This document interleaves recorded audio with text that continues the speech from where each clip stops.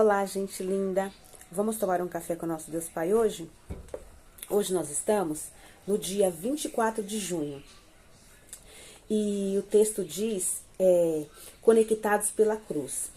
Em Colossenses, capítulo 1, versículo 20, a palavra diz assim: e por meio dele reconciliasse consigo todas as coisas, tanto as que estão na terra quanto as que estão no céu, estabelecendo a paz pelo seu sangue derramado na cruz. Amém? Vamos tomar o nosso café?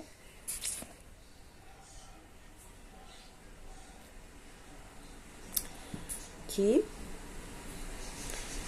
o autor vai nos dizer assim: sempre que duas pessoas estão em conflito, para que a harmonia seja estabelecida, é necessário às vezes a presença de um conciliador. Por exemplo, dentro de casa, por meio dos pais, quando os filhos estão brigando, ou por meio de um juiz, quando o conflito é de caráter jurídico.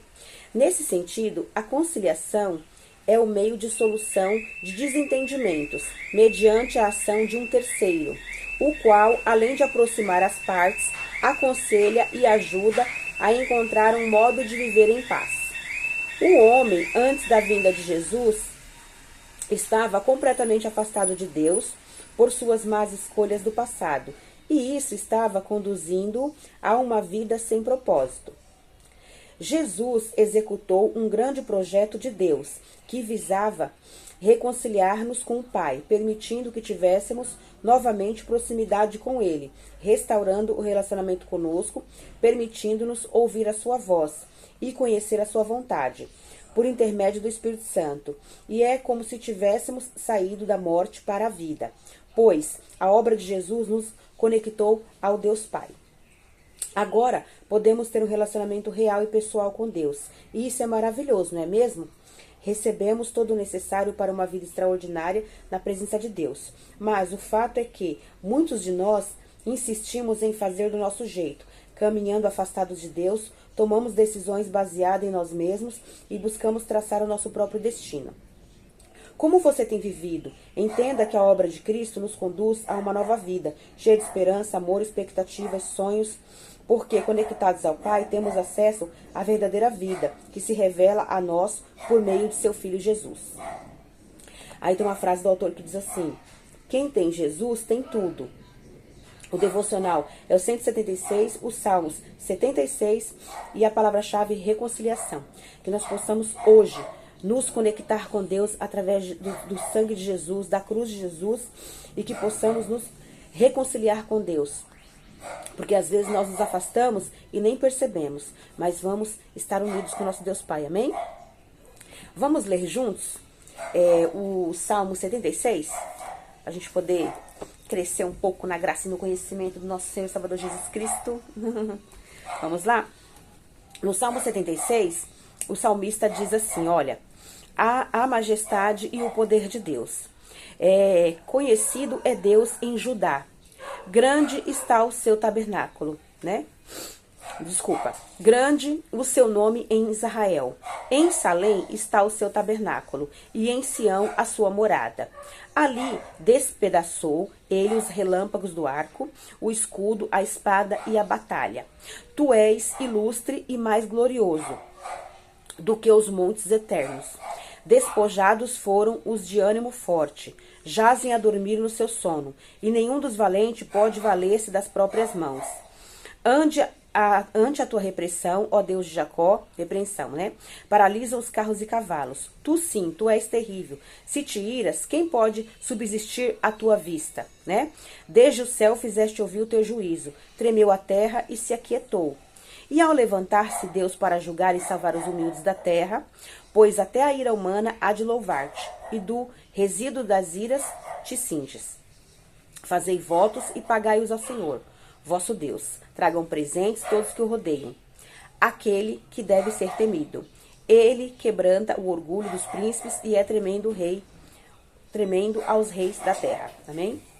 Então, que toda a honra, toda a glória, toda a majestade, todo o poder, toda a adoração sejam dadas ao nosso Deus Pai Todo-Poderoso, porque Ele criou os céus e a terra. Ele nos criou para o louvor da sua glória. Ele é que faz todas as coisas. A um Ele levanta, a outro Ele abate. Ele levanta o justo e abate o soberbo. Deus, Ele sabe de todas as coisas. Ele tem tempo determinado para todas as coisas debaixo do céu nas nossas vidas. Então que nós possamos depender dele em tudo, porque só ele pode nos ajudar. Que nós possamos orar, pedir sabedoria a Deus, depender dele, buscar nele tudo aquilo que nós precisamos, porque só ele pode fazer os milagres na nossa vida. Nós vivemos uma vida aqui e achamos que conseguimos viver sozinhos, mas nós não conseguimos. Sem a bênção de Deus, nós não teremos nunca uma vida abençoada e alicerçada verdadeiramente naquilo que Deus quer, que a nossa vida tem que estar alicerçada em Jesus Cristo, né?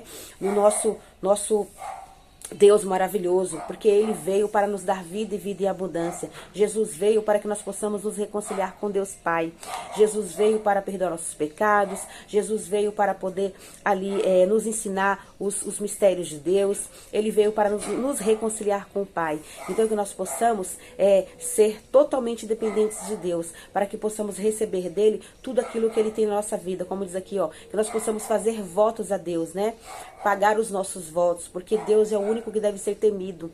Mas não é um temor de medo, é um temor reverencial, é um temor de respeito, porque Deus é o nosso Pai todo-poderoso, que tem o melhor para a nossa vida. Deus é onipotente, onipresente e onisciente. Ele é Deus todo-poderoso, Ele está em todos os lugares e Ele sabe de todas as coisas. Antes mesmo, quando a gente vai orar, antes mesmo da gente abrir a boca para poder pedir, Deus já sabe o que a gente vai pedir. Deus já sabe o que a gente vai falar. Mas Ele quer ouvir a nossa voz, porque Ele quer intimidade. E esse é o jeito da gente ter intimidade com Deus. É orando, pedindo sabedoria a Ele, pedindo a Ele que nos dirija, nos faça andar nos seus caminhos, né?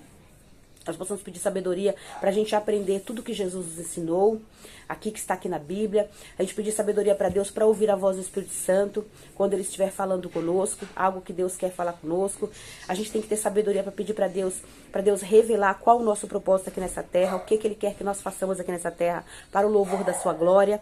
E que nós possamos pedir sabedoria a Deus para a gente conduzir a nossa família, nossos filhos na presença de Deus.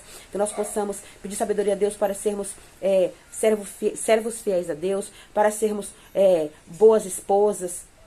Os homens sejam bons maridos, bons pais, boas mães, que possamos ser ali dirigidos por Deus para fazermos tudo conforme a vontade do Senhor, para que possamos andar juntamente com a nossa família, servindo a Deus e recebendo de Deus todas as bênçãos que Ele já tem preparado para nós. Às vezes a gente não precisa nem pedir que Deus faz algo que nós necessitamos na nossa vida, mas Ele quer ouvir a nossa voz, Ele quer que nós conversemos com Ele, né?